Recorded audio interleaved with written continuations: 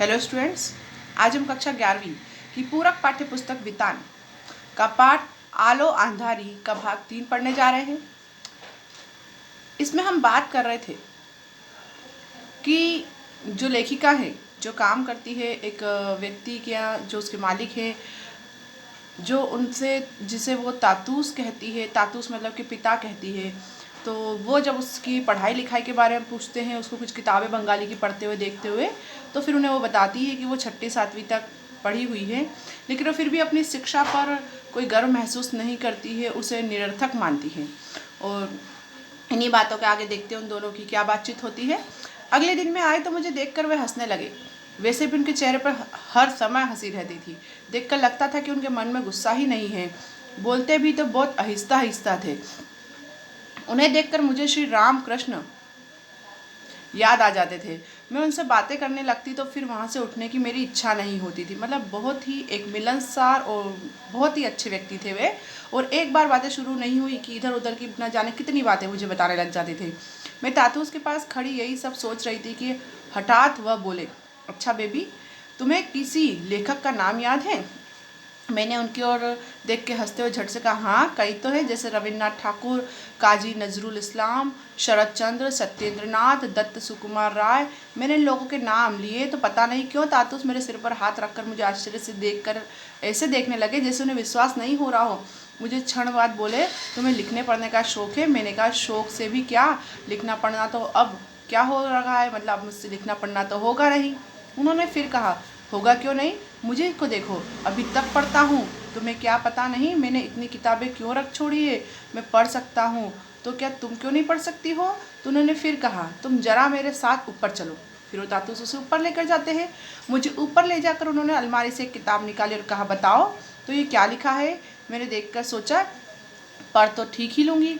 फिर सोचा लेकिन गलती हो गई तो क्या? फिर मैंने सोचा कह दूंगी मुझे पढ़ना लिखना एकदम नहीं आता है। मतलब फिर वो बड़ी ही चुलबुली सी जो बच्चे जैसा व्यवहार करते हैं वैसे व्यवहार के साथ फिर बोलती है, तातूस मेरे मुंह की ओर देखे ही जा रहे थे। उन्होंने कहा, पढ़ो ना, कुछ तो पढ़ो। मैंने तब बोल ही दिया, आमार में बेला तस्लीमा नासरीन। तातूस बोले, तुम यही सोच रही थी ना कि कहीं गलती तो हो न जाए? मैं हंसने लगी। वह बोले, ये किताब तुम ले जाओ, घर पर समय मिले तो पढ़ना। बोले, इस प्रकार से उसकी पढ़ने की इच्छा को उन्होंने और प्रबल किया। मैं किताब लेकर घर चली आती हूँ। रोज़ उसमें से एक दो पेज करके पढ़ लेती हूँ। मैं किताब लेकर पढ़ने बैठती तो आसपास के लोग देखकर आपस में न जाने क्या क्या बातें करते। बोले, अरे कोई व्यक्ति को अगर इस स्थिति में देखे और वो किताब पढ़े तो लोग सोचते हैं क्या इसे पढ़ना आता है या नहीं आता है। लोग अलग अलग तरह की बातें करते हैं, लेकिन मैं उनकी बातों को अनसुनी कर देती हूँ। किताब पढ़ने से पहले मुझे थोड़ी दिक्कत होती थी किताब पढ़ने में, लेकिन धीरे धीरे वो भी दूर हो गई। क्योंकि कोई भी चीज़ अगर अभ्यास करे तो अभ्यास करने से वो समस्या दूर हो जाती है। हम भी अगर पढ़ने लिखने की चीज़ को बार बार करते हैं तो वो दिक्कत दूर हो जाती है। किताब पढ़ना मुझे बहुत अच्छा लगता है। कुछ दिनों बाद तातूस ने एक दिन पूछा, तुम जो किताब ले गई थी उसे ठीक से पढ़ तो रही हो? मैंने हाँ कहा तो बोले, मैं तुम्हें एक चीज़ दे रहा हूँ, तुम उसका इस्तेमाल करना, समझना कि वह भी मेरा ही एक काम है। वो समझ जाती, बोलती ठीक है। मैंने पूछा, कौन सी चीज़? तातूस ने अपनी लिखने की टेबल की ड्रॉर से एक पेन और कॉपी निकाली और बोले, इस कॉपी में तुम लिखना। लिखने को तुम अपनी जीवन कहानी भी लिख सकती हो।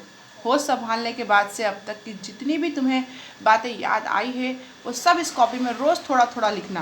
पेन और कॉपी हाथ में लिए मैं सोचने लगी कि इसका तो कोई ठिकाना ही नहीं कि जो लिखूंगी वह कितना गलत या सही होगा, क्योंकि उसे पढ़ना फिर भी अच्छे से आता था, लेकिन लिखने में वो समझती थी उससे बहुत सारी गलतियाँ, मात्राओं की गलतियाँ और बहुत गलतियाँ हो सकती है। तातूस ने पूछा, क्यों, क्या हुआ, क्या सोचने लगी हो? मैं चौंक पड़ी। फिर बोली, मैं सोच रही थी कि लिख सकूंगी या नहीं। वह बोले, जरूर लिख सकोगी। लिख क्यों नहीं सकोगी? जैसे बने वैसे लिखना। वो उसे बोलते कि तुम जैसा लिख सको वैसे लिख लेना। वो उसके हौसले को और बढ़ाते हैं। पेन और कॉपी लेकर मैं घर गई। उसी दिन से 2-1 पेज रोज में लिखने लगी। लिखती और वह किताब भी पढ़ती। सवेरे काम पर आती तो तातूस पूछते, कुछ लिखा या नहीं? यदि मैं हाँ कहती तो बहुत खुश होते और कहते, तुम यदि रोज़ लिखोगी तो मैं तुम्हें और भी प्यार करूँगा। किसी किसी दिन लिखने पढ़ने में इतनी रात हो जाती थी कि तब तक आसपास के लोग एक नींद भी सो जाते थे। मतलब धीरे धीरे वो चीज़ उसे अच्छी लगने लगी। वो उस चीज़ को पूरी तन्मयता और मगनता से करने लगी और इतने आनंद से उसको करने लगी।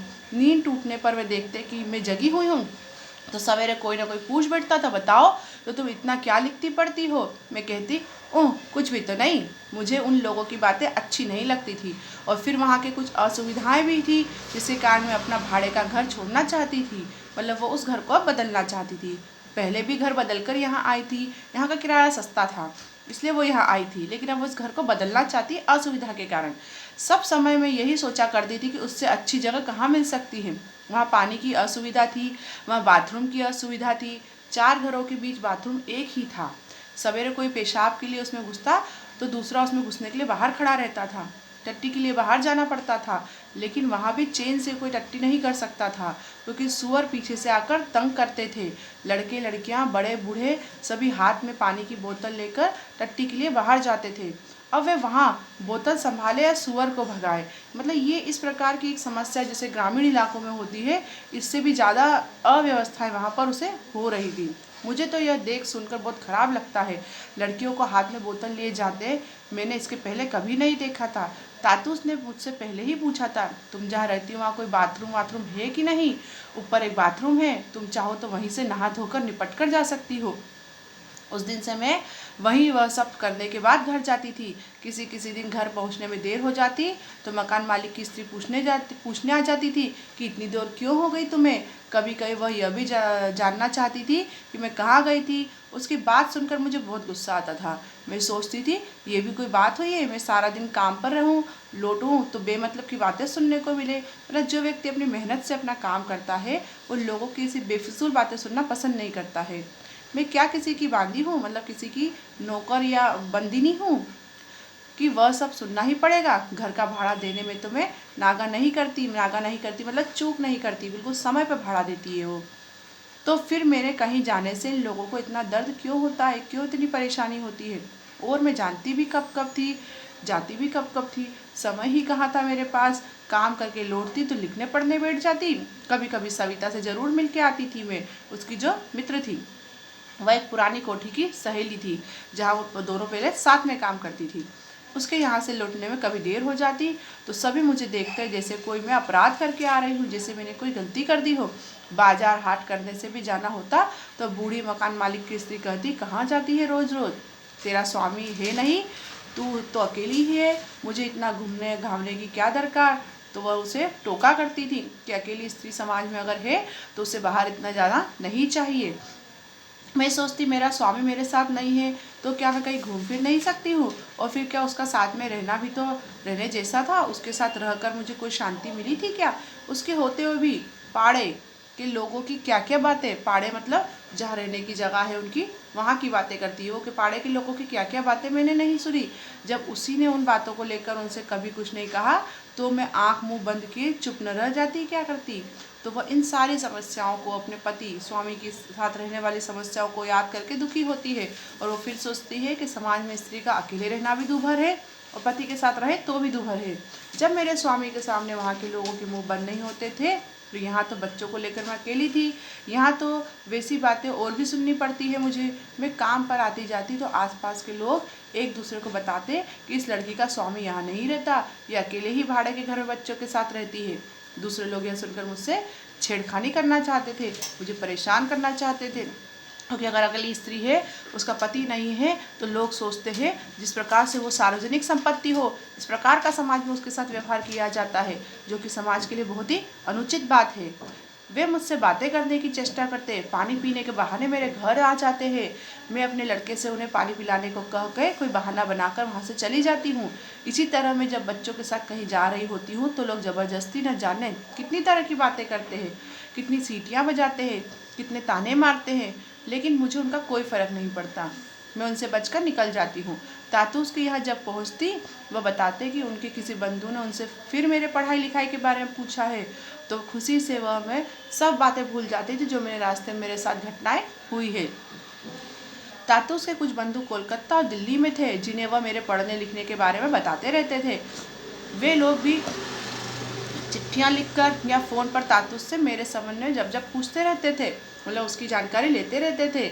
एक दिन मैं घर में बैठी अपने बच्चों से बातें कर रही थी, तभी मकान मालिक का बड़ा लड़का आकर दरवाजे पर खड़ा हो गया। मैंने उससे बैठने को कहा, बस वह बैठा तो उठने का नाम ही न ले।